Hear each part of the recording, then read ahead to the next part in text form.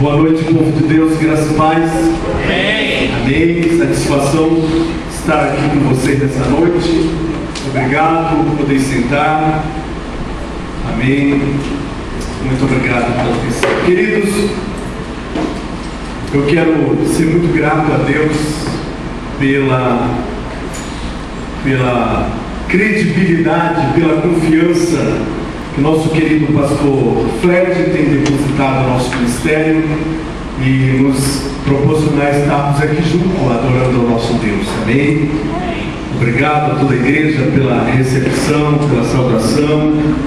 Que Deus continue enriquecendo grandemente as vossas vidas, os vossos corações. Glórias ao Senhor Jesus. Amém. Eu vos trago de lá do Amazonas um abraço missionário, um abraço caboclo, indígena, ribeirinho para vocês. É que toda vez que eu venho ao sudeste, ao sul do Brasil, fazer a obra do Senhor, eles dizem para mim: missionário, fala para os nossos irmãos lá no sul que nós temos muita vontade de ir lá, mas como é muito longe, nós não conseguiríamos chegar ali. Então diz para eles que nós os amamos muito. Amém. Só estou transmitindo para vocês a salvação deles. E é muito bom poder estar aqui com os irmãos, conhecendo missionários de lá de Petrolândia, Pernambuco. Mas Petrolândia fica em Pernambuco também, né? Petrolina, isso mesmo. Eu conheci uma família muito querida de amigos meus lá em Manaus, que são de lá de Petrolina, isso mesmo. Nosso querido pastor que está lá no Paraná, é uma honra muito grande poder conhecê-lo também, graças a Deus. Queridos irmãos, deixa eu falar em rápidas palavras para vocês. Como já passou aqui o pastor, nós trabalhamos com a Fundação Bom Samaritano. É uma instituição que Deus tem colocado em nossas mãos para fazermos a obra do Senhor. E nós temos uma visão missionária aos povos de difícil acesso da Amazônia.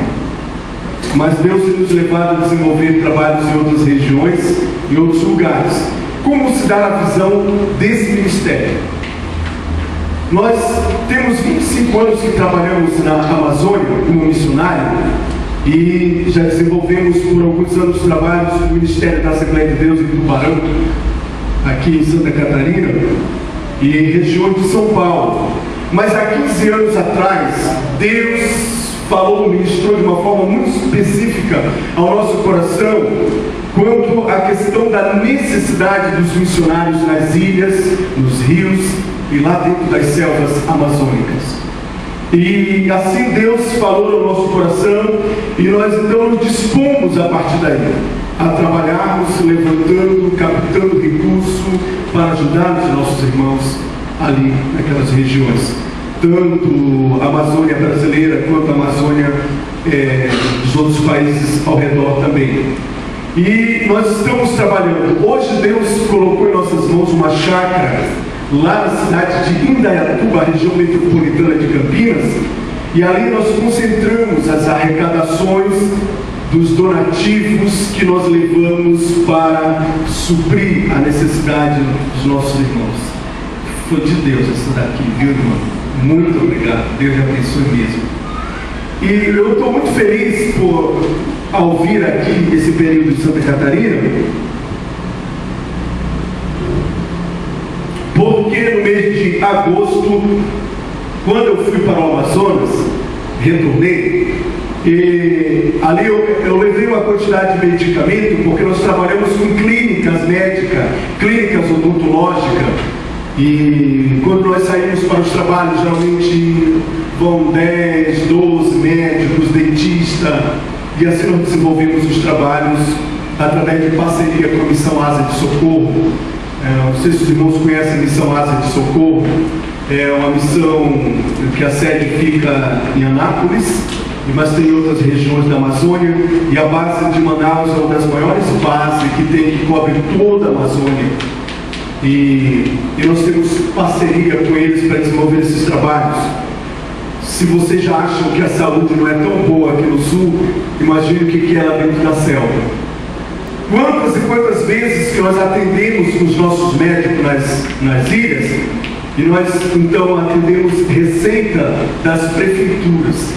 Pessoas que trazem receita da prefeitura e dizem: olha, o médico da prefeitura passou aqui, me receitou, mas eu não tenho dinheiro para comprar os medicamentos. E Deus nos dá sempre graça, porque todos os nossos atendimentos nós levamos remédios, medicamentos suficientes para atender o nosso povo. E quando eu estive em agosto, fiquei até o final de outubro, e aí nós atendemos e voltei com a responsabilidade de conseguir medicamento no final do ano, para que nós pudéssemos suprir a farmácia da Missão Asa do Socorro. E tem 4 laboratórios em Campinas que eles nos doam medicamento. E quando chega o final do ano, eu corri, porque eu sabia que novembro e dezembro é o período que os laboratórios vaziam todos os seus depósitos, porque o próximo ano vai começar com um novo lote, nova série de medicamento. Mas tem outras instituições muito grandes, né, se dizem serem grandes, na frente da gente, mas a gente corre também e se coloca lá na brecha, em nome de Jesus. E nesse final de ano, Deus nos deu uma doação de medicamento do Pastor Fred, como nunca antes. Glória a Foi Deus. muito lindo. Foi muito maravilhoso os medicamentos, a quantidade de medicamento que nos foi doado, e nós mandamos para a Amazônia. E o doutor Marco está lá saltando de alegria, feliz da vida, porque agora é o período que nós vamos estar nos preparando com as equipes médicas, porque está vindo a enchente novamente.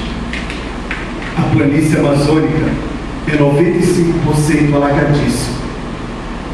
Quando dá-se uma enchente como foi essa do ano passado, que geralmente as enchentes elas vão até de 24 a 26 metros de altitude acima do nível do mar.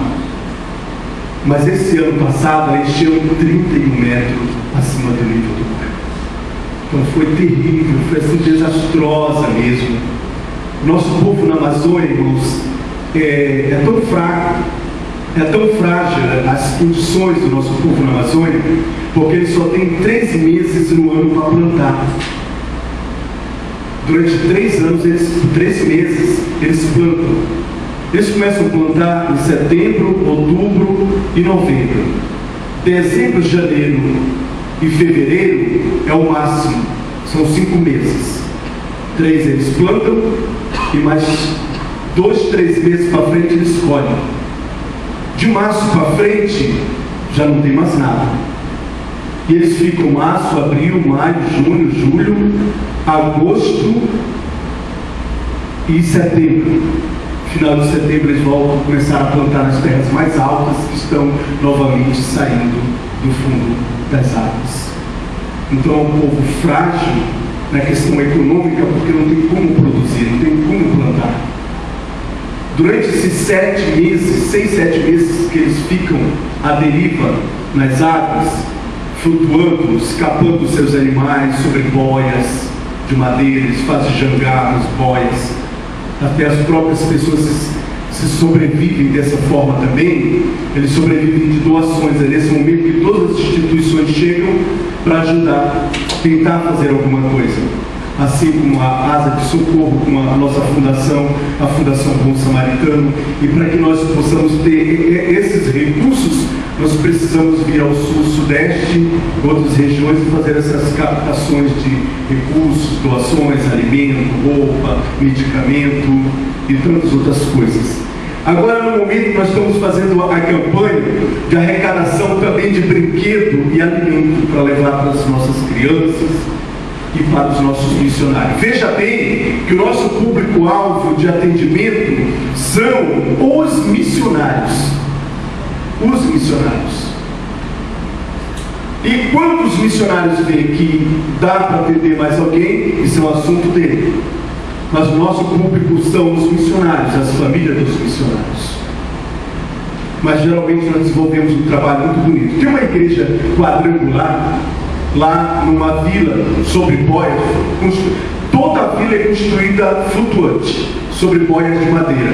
E aqui é um dos nossos referenciar de atendimento, como tantas outras igrejas espalhadas por aqueles rios, e assim desenvolve-se o nosso trabalho naquelas regiões. Eu gostaria de falar para vocês que a nossa instituição ela está sediada lá em Manaus, no bairro chamado Novo Israel. Bairro Novo Israel. Mas o nosso campo de trabalho é no município de Iranduba, que fica numa ilha entre Rio Negro e Rio Solimões, fica o município de Iranduba, um município de aproximadamente 45 mil habitantes. E dali nós nos estendemos para outras regiões, município de Itacoatiara, município de Careiro da Várzea, Careiro Castanho, e para outras regiões lá da Amazônia. Não conseguimos chegar mais longe porque nossas condições é muito pouca ainda no momento. E em Iranduba tem um público de menor idade muito grande.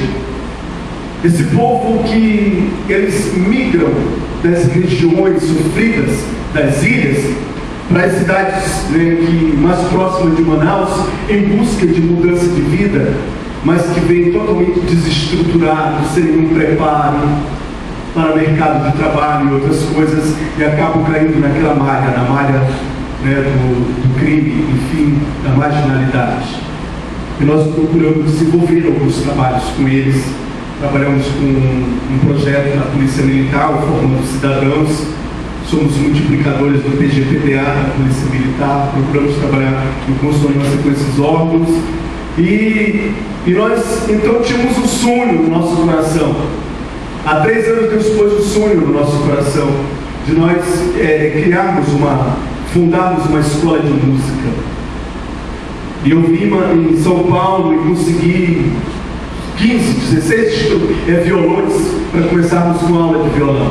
Esses violões ficaram 1 ano guardados e dizia: Deus, eu não estava equivocado.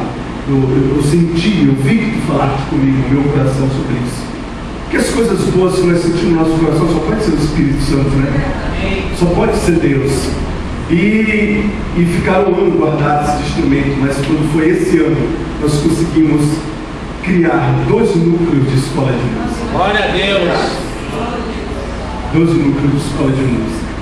E lá estão funcionando esses 2 núcleos de escola de música. Mas o meu objetivo é colocar 30 violões na cidade e 15 violões lá numa região rural, onde é uma reserva lá do governo, uma reserva ambiental, que ninguém pode extrair mais nada da natureza, né? Então, e aí os nossos jovens ficam desocupados, enfim, a situação é complicada. Eu tenho muito medo dessas coisas na Amazônia, porque nossa Amazônia brasileira é cercada de países subdesenvolvidos mesmo, onde a máquina de fabricação das drogas é pesada naquela região. E nossa Amazônia acaba sendo rota, nossas comunidades são rotas de todas essas coisas, né? Mas Deus vai continuar nos dando graça para continuar levando Jesus para essa gente. E eu quero lançar, pastor Fred, eu quero pedir ao Senhor e essa congregação, de repente, quem sabe você tem parado lá na sua casa, lá na despensa, lá em cima do armário, lá jogado no violão. Ou quem sabe você pode fazer algo mais ainda do que isso. Você poderia doar o violão para a nossa escola de música. Pastor, eu dou o meu violão. Oi? Eu dou o meu violão. Aleluia, glórias ao Senhor Jesus. O Senhor te cubra, irmão, com bênção. O Senhor te enriqueça cada dia mais, te abençoe grandemente. Então nós precisamos de violão. Eu falei que nós precisamos de 30 violão para a sede, para a cidade, e de 15 violão para a outra região rural, da zona rural. Nós precisamos de manutenção, como corda, tarraxa. Como é que chama aquele onde vai as cordas na parte de cima? Irmão. Traste. Então, isso aí que o irmão falou, glória a Deus, né? Nós precisamos de suporte para fixar e pendurar os violões para ficar mais adequado e não empenar. A Amazônia é muito quente e a gente faz de tudo para não empenar os instrumentos. E nós precisamos dessas coisas, de manutenção para a nossa escola de música. Porque entendemos que a música é disciplinadora, harmônica, né? Ela constrói dentro do ser humano. Até mesmo a música lá de fora, secular, que vê que tem alguma coisa boa, né, naquilo ali, porque a origem é de Deus, né? Foi Deus que fez, foi Deus que criou. Às vezes eu fico dizendo assim, eu queria saber qual foi a música que os angelicais cantaram no dia que o Senhor pegou aquela argila, aquele pedaço de barro para construir o boneco que deu-se o nome depois de ser humano. Porque a música está impregnada dentro da gente, né? Faz parte da nossa vida a música. E eu creio, sabe, irmãos, e lá estão. Se vocês acessarem o nosso Face, o fundacãobonsamaritano.com.br, vocês vão ver, né, as fotos lá do nosso trabalho. Está aí, está nos endereços, está na nossa mídia de divulgação. Vocês vão ver lá, bem assim na capa do meu Face, já tem lá a foto dos nossos meninos com violões. Eu fico ligando para o Amazonas, fico ligando para Manaus, o irmão Melo, a irmã Cristiane, a esposa dele. Nós estamos aqui lutando, estamos aqui trabalhando. Estamos aqui fazendo de tudo para que nós possamos continuar fazendo funcionar essa escola de música. Isso é missão, está dentro do meu coração. Queridos e amados irmãos, que Deus continue abençoando ricamente a cada um de vocês, as nossas vidas. Glórias ao Senhor Jesus. Quando nós divulgamos esse DVD que nós estamos passando para a igreja, são tudo documentários do nosso trabalho missionário.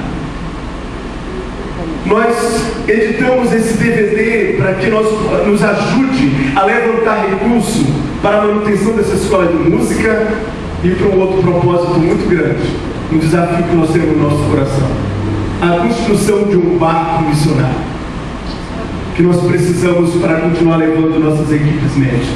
Vocês vão ver nesse DVD nossas equipes médicas chegando, nossas equipes médicas indo lugares, né, rodeados de pessoas simples, um povo esquisito, um povo difícil até de a gente se comunicar com eles, pela sua simplicidade, pela sua timidez. Mas que eu descobri uma coisa, amados: eles também foram lavados, comprados e redimidos pelo Senhor. Glória a Deus! Glória a Deus! Eles também vão estar junto conosco lá. Aleluia! Diante do nosso Glória a Deus! Diante daquele Deus vivo, maravilhoso, o teu Deus, o teu Senhor, nós vamos estar todos juntos lá um dia. E lá não terá indiferença nenhuma. Todos seremos iguais, né? Que Deus abençoe. Mas eu gostaria de ler aqui um texto da palavra do Senhor com vocês, para a nossa meditação, o qual se encontra em Mateus capítulo 26, o versículo 36. Mateus capítulo 26,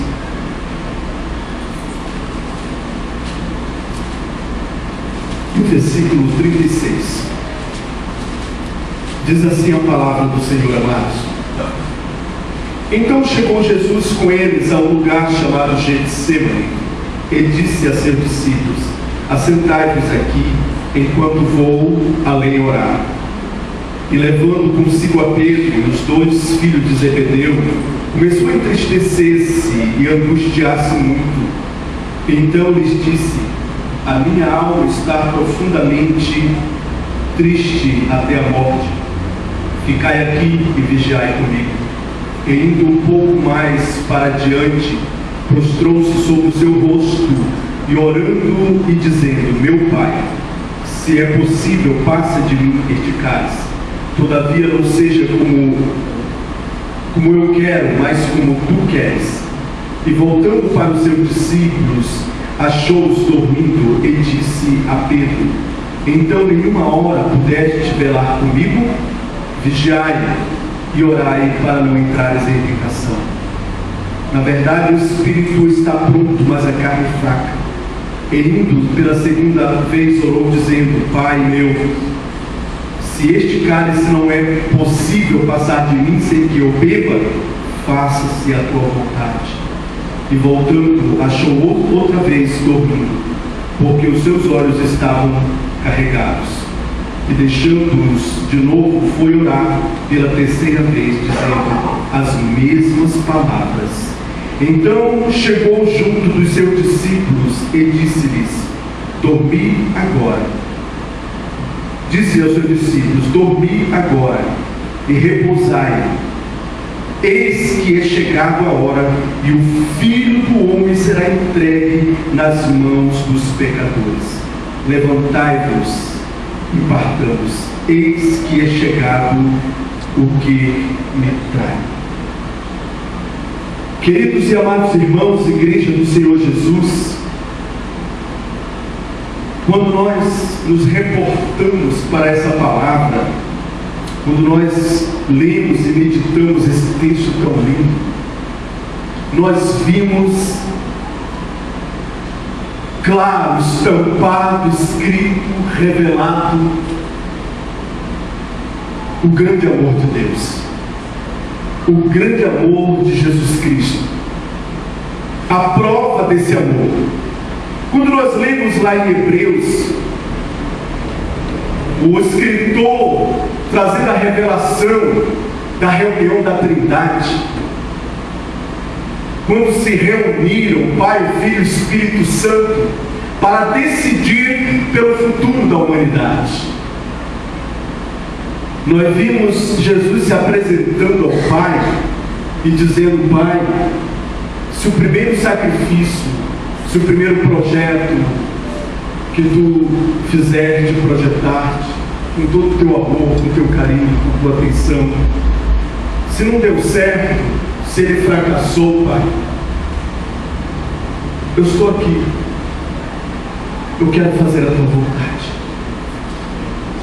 Eu estou aqui, Pai, para ir lá com aquela gente, buscar saber o que tem de tão errado, por que eles não conseguem fazer o que tu tanto os provoca a fazer, para que eles possam ser abençoados, serem frutíferos, serem prósperos, para que eles possam crescer no teu entendimento, descobrir a tua vontade, Pai. E eu posso imaginar o sorriso de Deus estampado até as orelhas, e ele dizendo assim para o seu filho: ó, eu sabia, filho, que eu podia contar contigo, eu sabia que eu podia ver em ti a solução da humanidade. E passam-se os tempos, e passam-se todo o tempo, não vou dizer ano, porque no céu não tem ano, né? Mas chega um momento que a Bíblia diz que Deus, através do Espírito Santo, toma posse de uma virgem, e a Bíblia diz que a virgem concebeu e deu à luz ao Filho unigênito de Deus. Glórias ao Senhor. E nasce Jesus, e ele começa então a chamar a atenção da humanidade de todas as formas que pôde chamar, para que ele pudesse conquistar uma fileira, um contingente de amigos, de pessoas, e que ele não fosse sozinho, mas para divulgar o grande amor de Deus, o projeto do Pai, mas que ele pudesse congregar uma grande congregação, e juntos nós pudéssemos entender algo mais acerca do reino de Deus. Glórias ao Senhor. Bendito seja o nome do Senhor. E agora Jesus cresce, e ele sabia que estava chegando próximo o seu momento, de que ele teria que enfrentar o mais duro desafio que ele devia enfrentar para revelar, para consumar de uma vez por toda o projeto de Deus para as nossas vidas. E quando nós olhamos para esse texto sagrado, para essa palavra, no Getsêmani, Jesus sofrendo por antecipação a dor do Calvário, o sofrimento da cruz. E cada vez que ele se agonizava, mais ele se disponibilizava também, mais ele se colocava à disposição do Pai para enfrentar o desafio da cruz do Calvário. Estando no Getsêmani, orando, a Bíblia nos diz que ele então fala essas palavras no versículo 38. Então disse-lhe: a minha alma está cheia de tristeza até a morte, ficai aqui e vigiai comigo. Glórias ao Senhor Jesus. A essência do sacrifício. Vigiai comigo. Queridos e amados irmãos, uma das minhas maiores preocupações, tem dia que eu vou para os pés do Senhor e fico gemendo e pedindo graça de Deus. Deus me dá força para que eu possa avançar, para que a parte que Tu me colocaste nas minhas mãos eu possa cumprir, eu possa levar, eu possa ser fiel, Senhor, a Ti, possa cumprir, Senhor, integralmente aquilo que Tu colocaste nas minhas mãos para fazer. Mas uma das nossas preocupações é exatamente o desvio deste propósito genuíno da nossa igreja brasileira, a igreja evangélica brasileira. Nós percebemos o quanto a igreja evangélica brasileira desvia do foco verdadeiro, do avivamento, desse comprometimento com Deus, com a palavra do Senhor.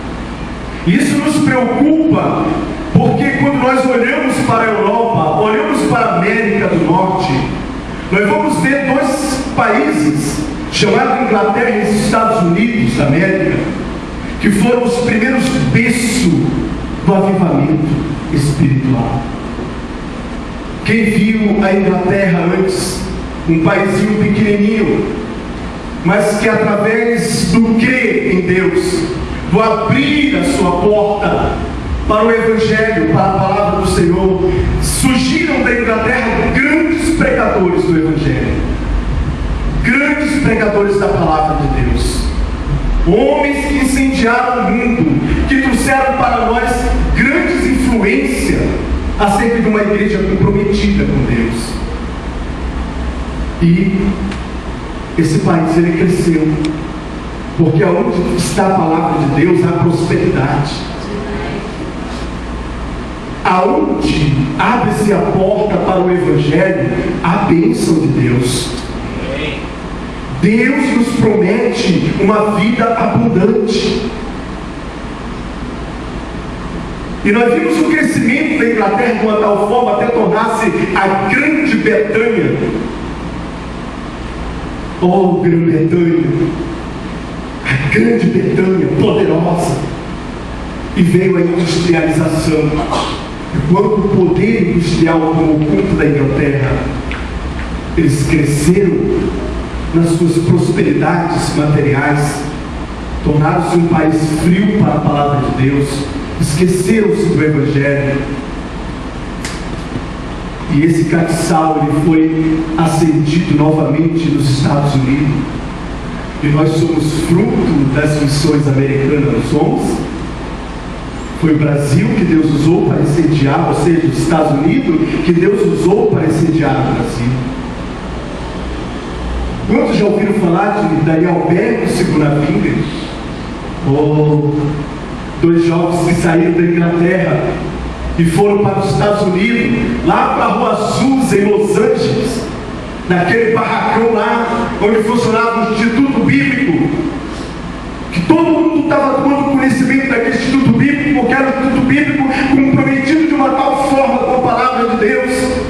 Eles buscavam intensamente o avivamento espiritual nas suas vidas. E quando chegaram ali para estudar a palavra de Deus, foram incendiados, impactados com o Evangelho, com a palavra. E um certo dia eles lá orando foram também batizados com o Espírito Santo. Aí eles foram chocados pela palavra de Deus. E dentro deles entrou uma chama tremenda sobre missões. Eles passaram a conhecer o que era a obra missionária. E certa noite, Beto, depois de uma vigília de oração, ele foi repousar. Ele teve o seguinte sonho: ele viu uns letreiros muito grandes no céu, e aqueles letreiros diziam assim, Belém do Pará. E ele ficou perturbado com aquilo. Ele não sabia o que significava aquilo, mas já que era uma frase, Belém do Pará, parecia ser uma localidade, ele foi procurar no mapa mundi e descobriu que Belém era uma cidade de um estado chamado Pará, no país chamado Brasil da América do Sul. Ele tinha certeza que Deus queria que ele viesse para o Brasil. E ele influenciou Vingre também incendiado pela paixão, pelo sentimento missionário. Os dois decidiram, terminaram o estudo bíblico e vieram para o Brasil. Mas como todo missionário é louco, sabe, irmãos? Eles também eram loucos, eles tinham muito de loucura. E sabe o que foi que eles fizeram? Eles saíram de Los Angeles, da Rua Azusa, pegaram o trem e foram para o porto de Chicago. Pegaram um navio para vir para o Brasil. E eles só tinham a passagem do trem. Na intenção de chegar ao porto de Chicago, trabalhar, até comprar suas passagens para vir para a América do Sul. Mas dentro do trem, via um senhor sentado de frente para eles, muito bem vestido nos seus linhos, um homem fino, que olhava constantemente para eles. A presença de Bergos e Vingre chamava a atenção daquele senhor. E uma das paradas, aquele senhor se aproximou deles e perguntou quem eles eram. Eles disseram que eles eram 12 missionários que estavam indo para a América do Sul. Estavam indo para Chicago pegar o navio para vir para a América do Sul. E aquele senhor perguntou deles se eles tinham já a passagem deles de navio. Eles disseram que não, estavam vindo na intenção de trabalhar no porto. E aquele senhor tirou da sua parte um talão de cheque e assinou o valor das 2 passagens deles para eles irem para a América do Sul. E assim Bergos e Vingre chegaram em Belém do Pará. E eles saltaram em Belém do Pará, lá numa praça que eu conheço muito bem, chamada Alto Cristo. E eles foram se hospedar num hotel de 1 milhão de estrelas. E ficaram no banco da praça durante 5 dias, cantando e aprenderam a se alimentar de manga com farinha, lá em Belém do Pará. E sabe o que foi que Bergson fez? Ele era mais rústico, Bergson. Ele foi arrumar um emprego lá na doca, no Porto do Pará. Ele trabalhava duramente durante o dia carregando estiva. E Vingre ficava em casa estudando português. Quando Bergson chegava no final do dia em casa, Vingre ia ensinar para ele tudo o que havia aprendido sobre português. Sabe? E um certo dia, um pastor batista passou na praça e viu eles cantando em inglês. Eu não entendia, mas viu que era crente. Viu que eram cristãos. Eles cantando e chorando e falando coisas na praça. E o pastor batista convidou ele para ir para a casa dele, para o porão da igreja. E hospedou-os no porão da igreja. Só que o pastor batista arrumou um problema muito sério. Que Vingre e Bergos começaram a orar, e a oração deles era tão fervorosa que subia e chegava no salão da igreja lá em cima e chamava a atenção das pessoas. E as pessoas começaram a descer para saber que oração era aquela que eles não conheciam. E eles também foram incendiados, e sendo incendiados pela oração de Bergos e Vingre. E o pastor teve que expulsar eles dentro da igreja, porque eles falavam em mistério, falavam em línguas. Oh, glória! E eles foram aquele grupo de pessoas. E sabe o que aconteceu? Eles fundaram essa instituição chamada Assembleia de Deus. E ali começou um grande movimento na obra de Deus. Hoje o Evangelho se espalhou por todo esse país. Glória a Deus. Sabe, irmãos? E daquele paísinho simples que nós não éramos nada, um país pacato, nós éramos um zerinho à esquerda praticamente. Deus engrandeceu essa nação. Glória a Deus. O Evangelho cresceu nesse país. Hoje somos milhares de igrejas espalhadas por essa nação. Glória a Deus. Sabe, irmãos? Hoje somos um povo forte, reconhecido lá fora. As pessoas já nos respeitam hoje. Sabe? E o grande avivamento dos Estados Unidos cessou. E hoje, se vai nos Estados Unidos e se lamenta ver catedrais, umas catedrais trancadas, empoeiradas, cheias de teia de aranha, porque não tem quem se congregue dentro daqueles templos. E Deus acendeu o cabeçal do avivamento nessa nação. Amém. Hoje esse país desfruta do avivamento que Deus incendiou aqui por aqueles homens, pelos fundadores de outras igrejas batistas, pelos fundadores das igrejas quadrangular. Sabe, quando eu vejo pessoas falando coisas aí na televisão, me dá dó de certas pessoas, pastor Fred, porque eles pensam que o evangelho começou ontem aqui nesse país, sabe? Esse país tem uma história muito linda, uma história de revelação de Deus, da palavra de Deus. Glória a Deus. Sabe, irmãos, mas o que me chama a atenção, eu sempre fui de família cristã, mas estou tentando me converter, sabe? Dia por dia tentando me converter, né? Mas eu nasci em família e berço cristã. A partir dos meus 20 anos de idade eu comecei a entender que eu tinha que me converter, né? Estou lutando por isso no dia a dia. Mas eu sempre fui de família, desde pequenininho, né? Quer dizer, desde menor que eu não cresci muito mesmo. Mas o que me chama a atenção é que eu era acostumado desde criança a ver barcos e barcos de missões americanas e saírem para os lugares, missionários americanos. Aquilo era muito lindo, eu guardo na minha mente isso. A Amazonas foi evangelizado pelos americanos, sabe? Mas isso acabou. Eles esqueceram dessa realidade. E quando nós lemos aqui na palavra, nós vimos o Senhor dizendo: vigiai. Será se vocês não puderam vigiar nem uma hora só comigo?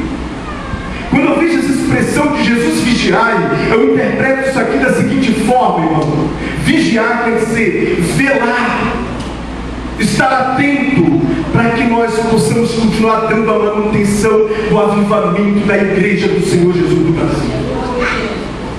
Não podemos desviar o foco. Ele diz: vigiem comigo. Quando nós vigiamos com o Senhor, Ele se alegra com a gente. A nossa vigilância é parte da alegria do coração de Deus. E Ele diz: vigiar. Não deixe de vigiar. Quando nós dormimos, nós deixamos de velar pela história, pelo viver, pelo crescimento da igreja do Senhor Jesus. E o Senhor cobra de nós como líderes, cobra de nós como ministradores. O Senhor cobra de nós como dispenseiros desse ministério, dispenseiro dessa obra gloriosa, desse reino glorioso, sabe, amados? E Ele nos cobra na sua palavra e diz: vigiai. Vigiai, porque na verdade o espírito é forte, está pronto, mas a carne é fraca. Vigiai para não cair na tentação de nós confundirmos bênção, sabe, irmãos, as bênçãos de Deus com a negligência. Deus enriqueceu os Estados Unidos, enriqueceu a Inglaterra, mas não eram para eles confundirem, esquecerem-se do seu compromisso, da sua responsabilidade com a obra missionária. Eles esqueceram, acharam-se grande, entenderam? Acharam-se grande e importante a ponto de dizer: sabe, esse negócio de missão é coisa de lá de dentro do mato. Isso é coisa dos confins da terra. Esqueceram-se de que o ídolo do Senhor também é até os confins da terra. Amém. Esqueceram-se de que esse compromisso ele vai muito mais além. Ele prossegue, ele não para. É em Jerusalém? Sim. É em Judéia? Sim. É em Samaria também. Mas não esqueçamos dos confins da terra. E Deus continua contando com o Brasil. A mensagem de Deus é que nós continuemos conectados ao ídolo do Senhor até os confins da terra. Amém. Até os confins da terra. Existe um povo, vossos irmãos, tanto de nação quanto em Cristo Jesus. Existe um povo lá naqueles lugares mais escabrosos, mais difíceis possíveis. Um povo que você chega e você diz assim: isso aqui não é Brasil. Mas mesmo que não seja Brasil, não importa, são almas que um dia vão estar diante do Senhor Jesus. Vão estar diante de Deus. Sabe, irmãos, sacrifício, nós precisamos de sacrifício. Não existe diante de Deus oferta, não existe diante de Deus holocausto se não tiver sacrifício. Para nós fazermos a obra missionária é necessário sacrificar. Foi o que Jesus fez. O maior missionário que nós já vimos, o maior missionário que já pôde existir na face da terra, Jesus, ele nos deu exemplo. Ele não tinha por que vir esse mundo, vivia no lar de glória, mas a Bíblia diz que ele deixou tudo e se fez carne, se fez homem. Quando a Bíblia diz que ele se fez carne e se fez homem, a Bíblia está falando que ele também, sabe, passou pelo seu corpo a dor do pecado, da maldição do pecado. Ele não se contaminou, mas a Bíblia diz que lá na cruz do Calvário, o Pai olhando do céu e acostumado a ver aquele filho lindo, cheio de glória, perfumado pelo perfume celestial, agora a Bíblia diz que o Pai olha do céu e vê o seu filho coberto de iniquidade. A Bíblia diz que o santo se fez iníquo. E agora Jesus coberto de iniquidade, coberto de pecado. A Bíblia diz que Deus não suportou ver o seu filho daquele jeito. Ele virou as costas, sabe? E antes que ele voltasse de novo, ele virou as costas. E antes que ele voltasse para agir, a Bíblia diz que Jesus dá o braço de misericórdia por nós. Ai, irmãos, se Jesus não dá aquele braço, eu e você não estaria mais aqui hoje. É verdade. Pense só, você como pai, quem é pai aqui levante a mão. Imagine-se você ver o seu filho nas mãos de malfeitores. Imagine-se você um dia ver o seu filho, que Deus, o Senhor te guarde e te cobre nessa hora. Isso nunca vai acontecer, mas imagine o que é você ver o seu filho nas mãos de malfeitores, na mão de homens truculentos, maus e perversos, sendo espancado, açoitado, maltratado. Pense, Jesus conhecia o Pai que ele tem. O Pai que Jesus tem, quando ele se irava, ele abria a terra e as pessoas eram consumidas pela terra. Ele descia fogo do céu e consumia a todos. Antes que ele voltasse de frente para agir, a Bíblia diz que Jesus dá o brado e diz: Pai, perdoa eles, Pai.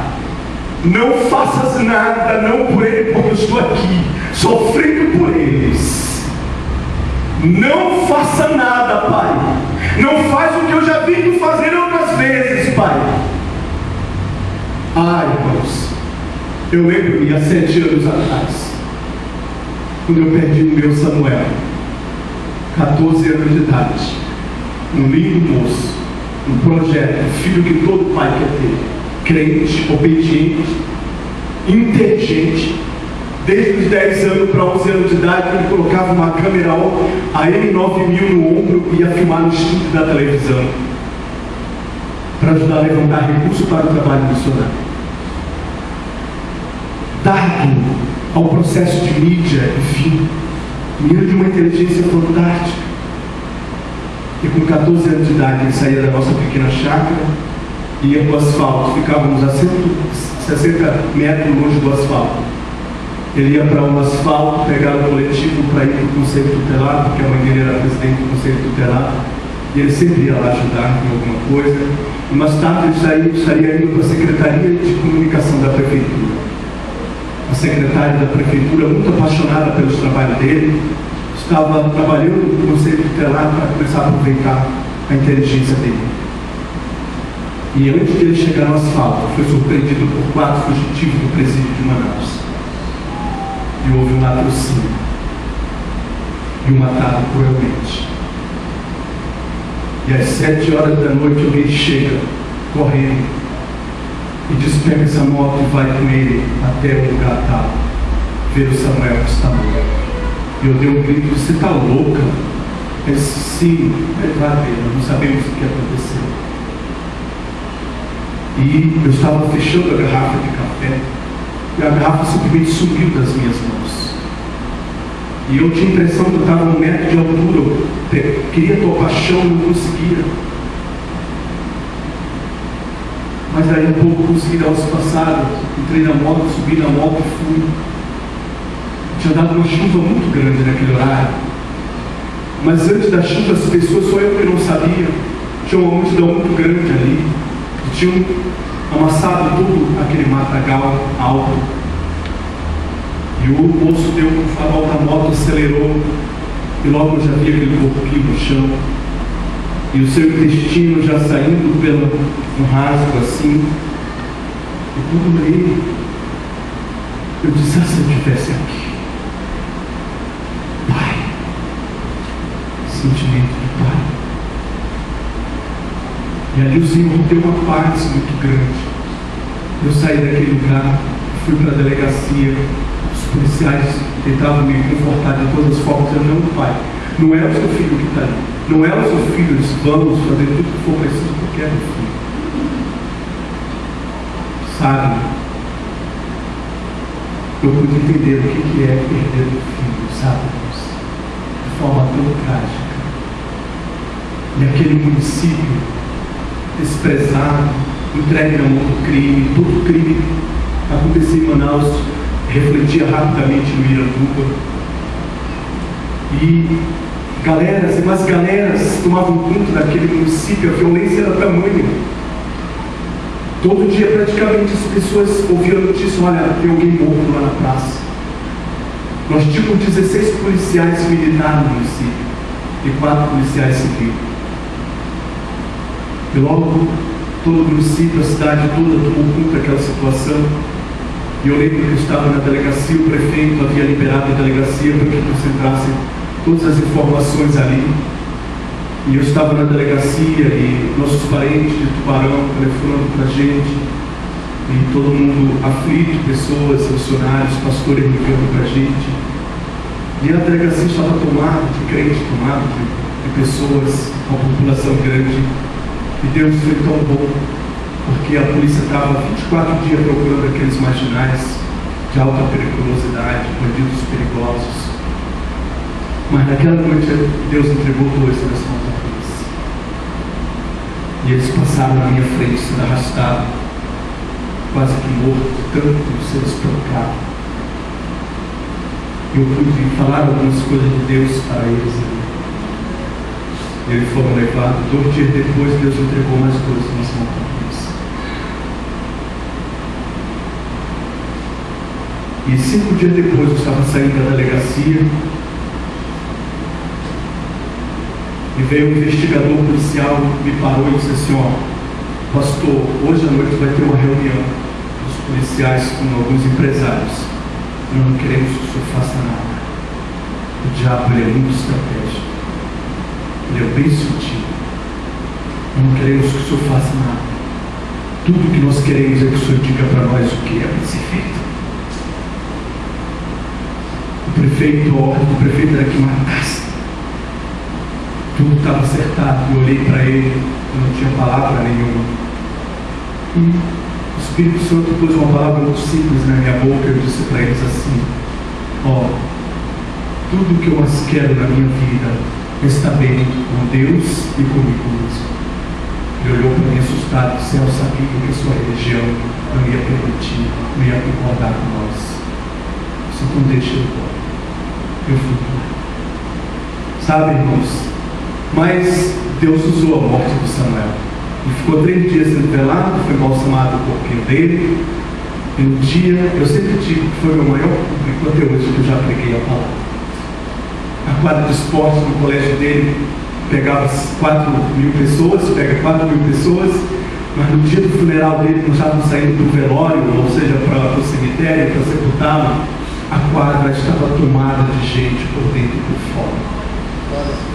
E o pastor, um dos pastores que estavam fazendo o funeral, disse para mim assim: o senhor vai dar a última palavra para nós sairmos, porque já está tarde. Eu disse: eu não vou falar nada, você faz tudo que tem para ser feito e vamos embora. E eu sentei numa cadeira, o conselheiro tutelar puxou uma cadeira e eu sentei na cadeira. O Espírito Santo ministrou meu coração e disse: levanta e fala. E quando eu quis perguntar para o Senhor, falar o que o Espírito Santo pôs no meu coração, João 12:24. Se o grão de trigo caído na terra, ele não morrer, ele fica só. Mas se ele morrer, ele dará muitos frutos. Glória a Deus. Glória ao Senhor Jesus. E ali eu peguei o microfone e preguei a palavra de Deus. Eu podia ver pessoas se contorcendo, chorando, gritando daquela quadra, mas a palavra do Senhor foi ministrada. Glória a Deus. Sabe uma coisa, irmãos? Todas as autoridades, todos os colégios, todo mundo se reuniu para dar força ao prefeito e fizeram uma carta e mandaram uma cópia dessa carta para o presidente do tribunal, para o governador do estado e para o comando-geral da Polícia Militar em Manaus. E o governador então decidiu: vamos criar a 8ª Companhia Independente de Polícia Militar. E hoje nós temos lá dentro do Iranduba a melhor estrutura de polícia militar do interior do estado nosso. Temos um efetivo com mais de 400 policiais militares. Iranduba tornou-se um polo de segurança para outros municípios. E Deus tem enriquecido e abençoado aquele município a partir desse momento. Aleluia. Um centro de saúde lindo foi construído e dedicado, perpetuado em homenagem ao Samuel Kramer. Glórias ao Senhor Jesus. O nome do Senhor tem sido glorificado. Ações sociais foi enviada para aquele município e o nome do Senhor tem sido grandemente glorificado ali naquele lugar. Sabe, irmãos, é necessário que se sacrifique para que nós possamos oferecer para Deus algo bom, maravilhoso e agradável. Que Jesus continue abençoando esse povo, que essa congregação, que as vossas vidas continuem sendo enriquecidas pela palavra do Senhor.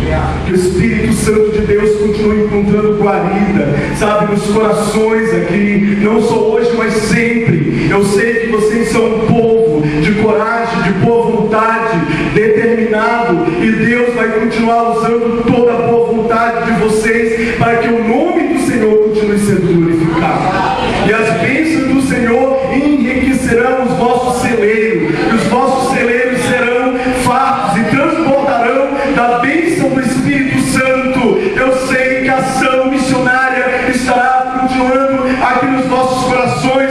Eu sei que os vossos corações se arderão pelo calor da missão. Louvado seja o nome do Senhor. Eu sei que vocês vão mandar o pastor de vocês conosco lá no Amazonas.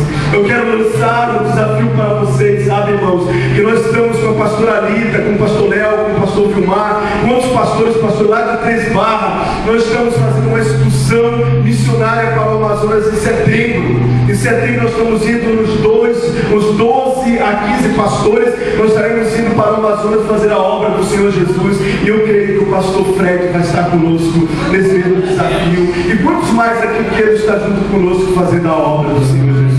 Que Deus nos abençoe ricamente e poderosamente, irmãos. Amém. Glórias ao Senhor.